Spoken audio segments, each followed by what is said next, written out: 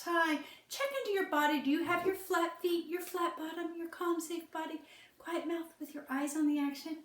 Great work. Let's look at the schedule real quick. We have greetings, calendar, weather, math, and story. Let's start with our hello song. Hello, everyone. Hello, everyone. Hello, everyone. We're glad you came today. Hi, everyone. Let's look at your mood meter. Where are you on that scale today? Are you in that low energy, uncomfortable blue zone where you might be feeling sad or tired? Are you in that high energy, uncomfortable red zone where you might be feeling nervous or angry or frustrated about something?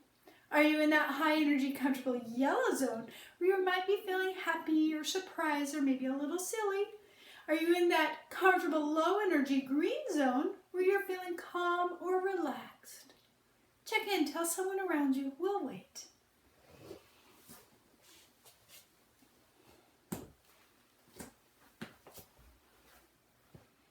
I'm over here in the green zone today. I'm feeling pretty calm today. So our greeting is all done. We're going to move on to our calendar. So we know that it's a new month. It's June. And we also know it is the first week of June, and yesterday was Monday, so it is now Tuesday. So it is the 2nd. So we will put that arrow pointing right there to Tuesday, June 2nd. Let's write it on our notes real quick.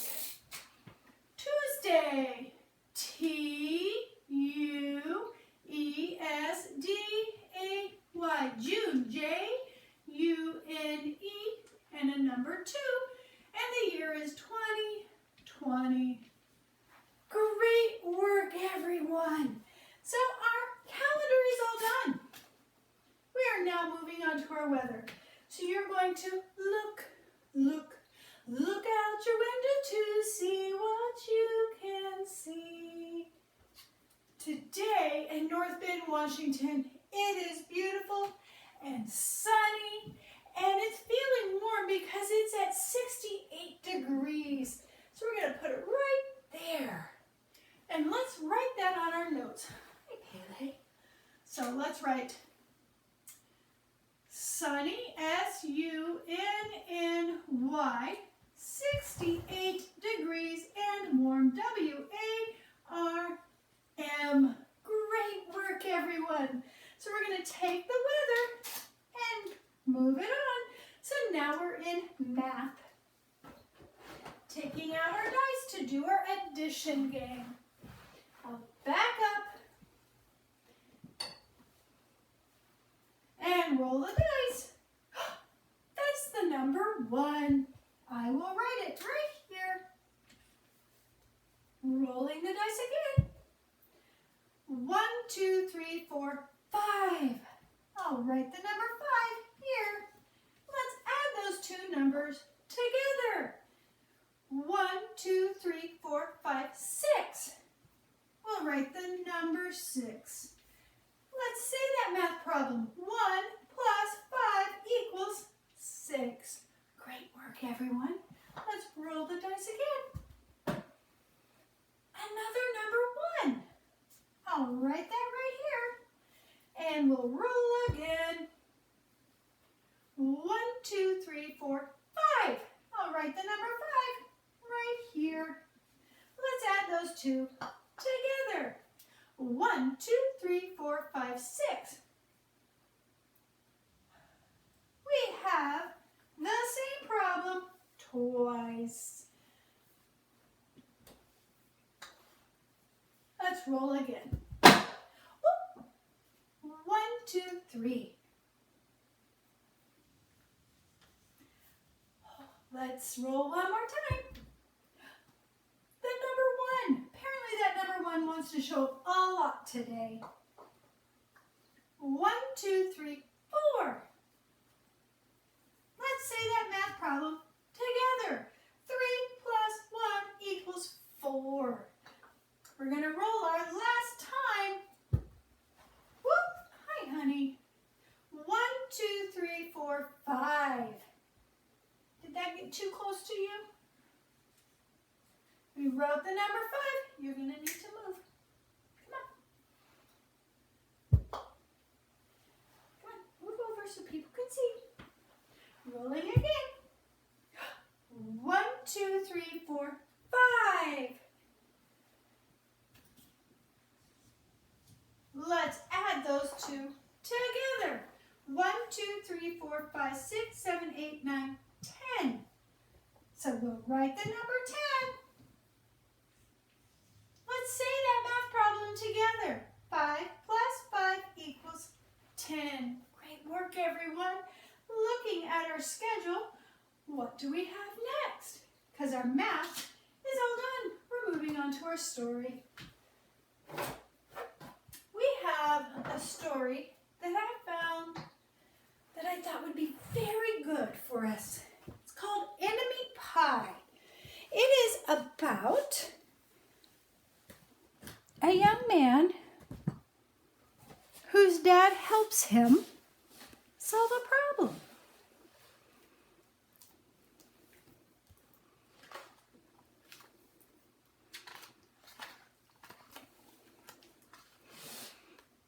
It should have been the perfect summer. My dad helped me build a tree house in our backyard. My sister was at camp for 3 whole weeks, and I was on the best baseball team in town.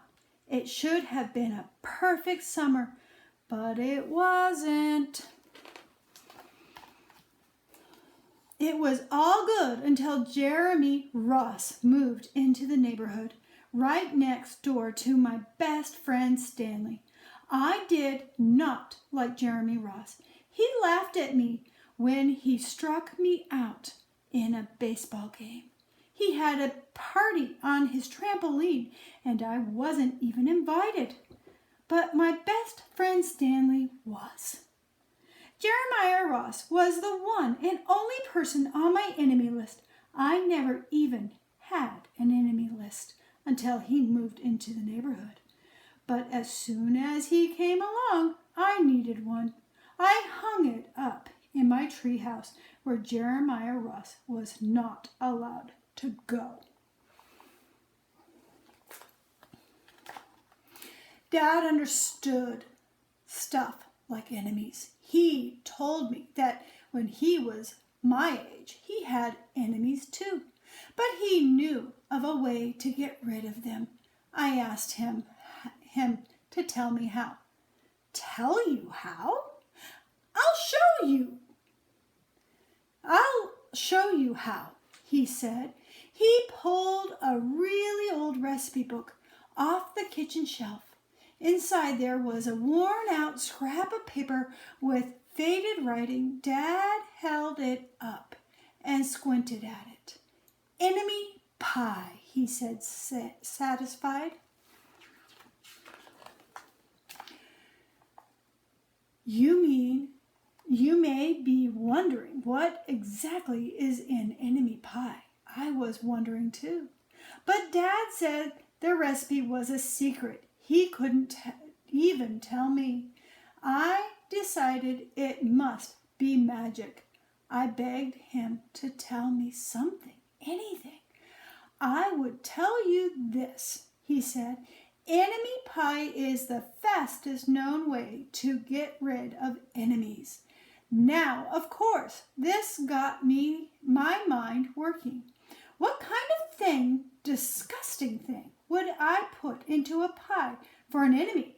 I brought Dad some weeds from the garden, but he just shook his head. I brought him earthworms and rocks, but he didn't think he'd need those. I gave him the gum I'd been chewing all morning. He gave it right back to me.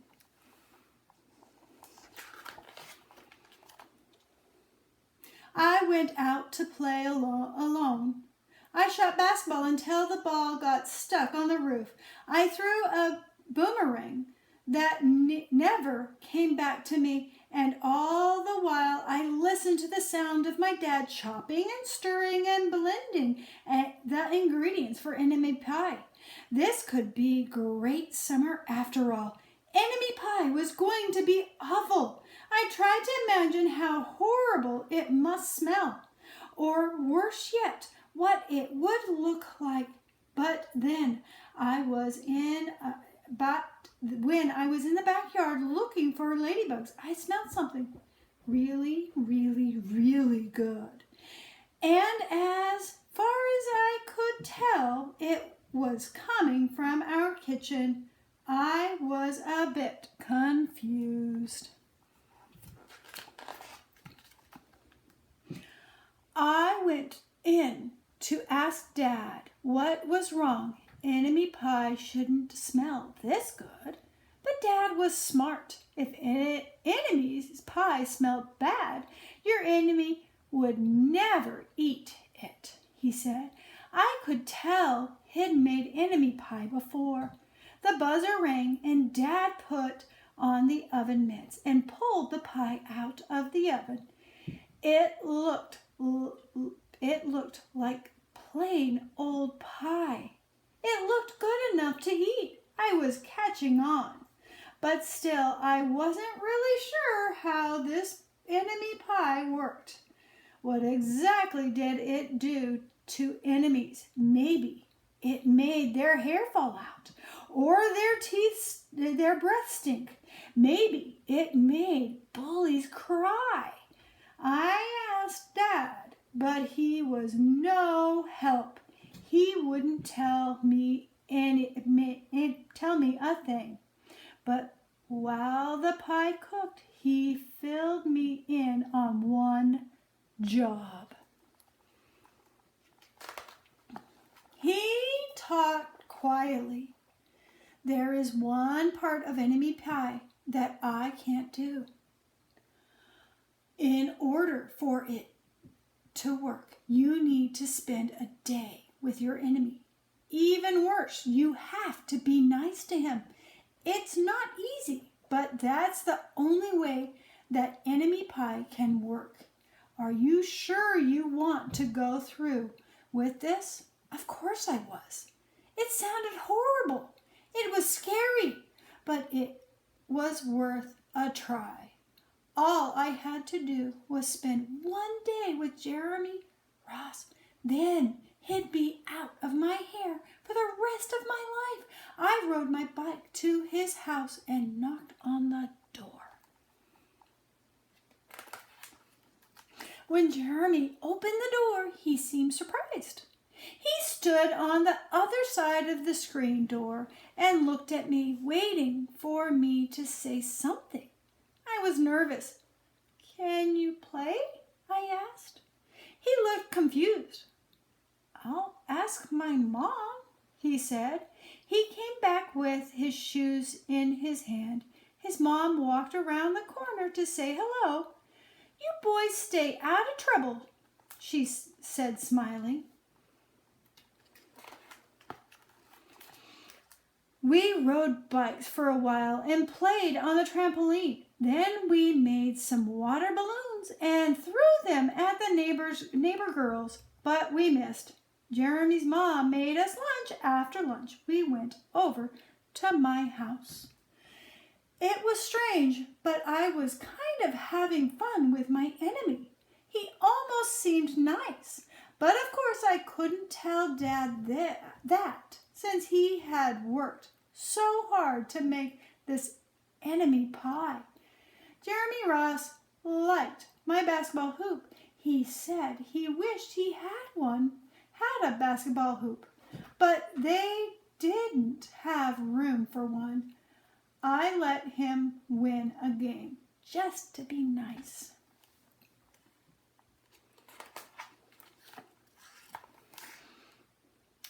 Jeremy Ross knew how to throw a boomerang. He threw it and it came right back to him. I threw it and it went over my house and into the backyard. When we climbed over the fence to find it, The first thing Jeremy noticed was my treehouse. My treehouse was my treehouse.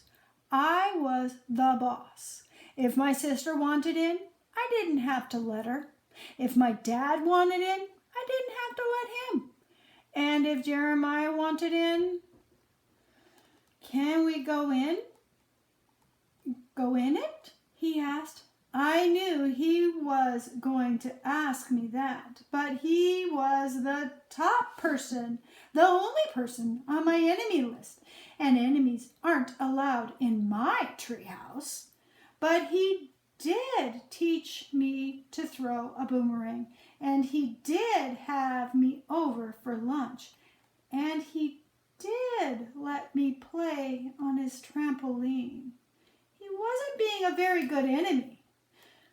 Okay, I said, but hold on.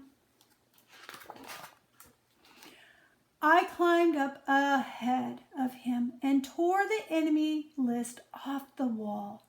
I had a checkerboard and some cards in the treehouse, and we played games until my dad called us down for dinner. We pretended we didn't hear him, and when he came out to get us, we tried to hide from him, but somehow he found us.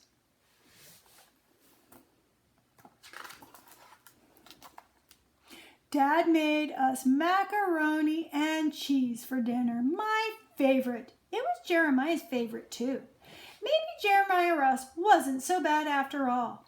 I was beginning to think that maybe we should just forget about enemy pie. But soon enough, after dinner, Dad brought out the pie. I watched as he cut the pie into 8 thick slices. Dad, I said, it sure is nice having a new friend in the neighborhood. I was trying to get his attention and tried to tell him that Jeremiah Ross was no longer my enemy, but Dad only smiled and nodded. I think he thought I was just pretending. Dad dished up 3 plates side by side with big pieces of pie and giant scoops of ice cream. He passed one to me and one to Jeremiah. Whoa, Jeremiah said, looking at the pie. My dad never makes pie like this. It was at that point that I panicked. I didn't want Jeremiah to eat enemy pie. He was my friend. I didn't like him. I couldn't let him eat it. Jeremiah didn't eat it. Don't eat it. It's bad. I think it's poisoned or something. Jeremiah's fork stopped before reaching his mouth. He crinkled his eyebrows and looked at me funny.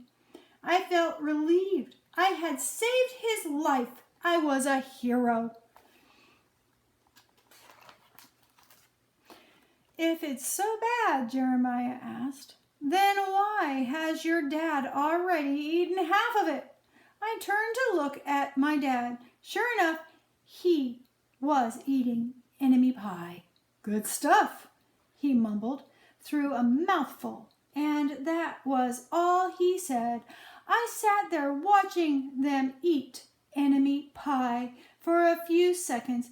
Dad was laughing, Jeremiah was happily eating, and neither of them was losing any hair.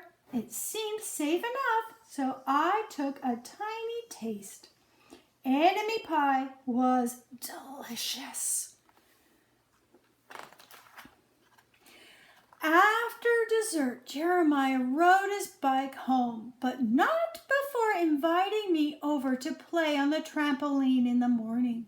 He said he'd teach me how to flip. As for enemy pie, I still don't know how to make it. I still wonder if enemies really do hate it, or if their hair falls out, or their breath turns bad. But I don't know if I'll ever get any answers because I just lost my best enemy. The end. So in this story, we have a lot of things we can write a rainbow sentence about. I'm going to write about the little boy's dad. The dad was very loving, and he listened to his son, and he listened in a very compassionate way, and he helped him learn something. So I'm going to use the word dad as my noun and my yellow word. And I'm going to use the word loving in the orange for my adjective because he was a very loving dad. So I'll write dad, D-A-D, and under my orange, my adjective telling me about the father, I'm going to write the word loving, L-O-V-I-N-G, and I'll write a loving dad. And what did he do? He made a pie, and we could talk about that. But I think for me, I felt like he taught his son something. So I'm going to use the word taught right here for his verb. He taught.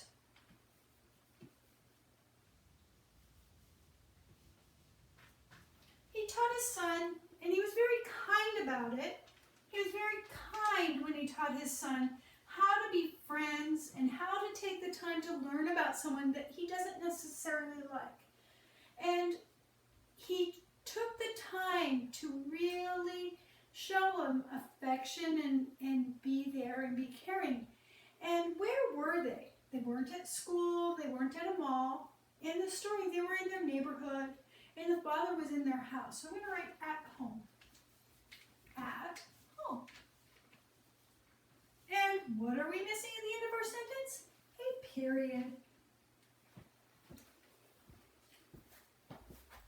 So we have a full sentence about the father in this story with lots of color and vibrant sentence. I hope all of you have a wonderful day. Bye.